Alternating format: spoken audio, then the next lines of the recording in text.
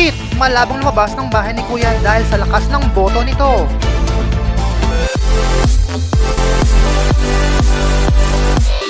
Si Princess at Marco na ba ang susunod na aalis dahil sa lakas ng boto ni Heat? Tumas na ang tensyon habang papalapit ang eviction night sa Panay Big Brother at nakatuon ang lahat ng mata sa mga kapuso housemates. Ipinapahiwatig ng latest talent votes na maaaring nasa panganib sina Princess at Marco na maging susunod na housemate na may Vic dahil sa tila pagtaas ng suporta para kay Heat.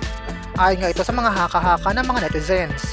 Bagamat nanatiling lihim ang mga opisyal na numero ng botohan, samantala ayon sa netizens na maaaring babagsak ng last minute ang ibang supporters bilang diskarte di umano na maaaring magpataas sa boto dahil dito posibleng nasa alanganing posisyon silang lahat habang papalapit na ang eviction night. Makakaya pa kaya nila na pakilusin ang kanilang mga taga-suporta para mapunan ng agwat sa botohan? O mapapatunayang labis na malakas talaga si Heat? Tutukan ng Pinoy Big Brother 7th Eviction Night para malaman kung sino ang magpapaalam sa bahay ni Kuya. For more videos, just don't forget to like, share, and comment, and don't forget to subscribe!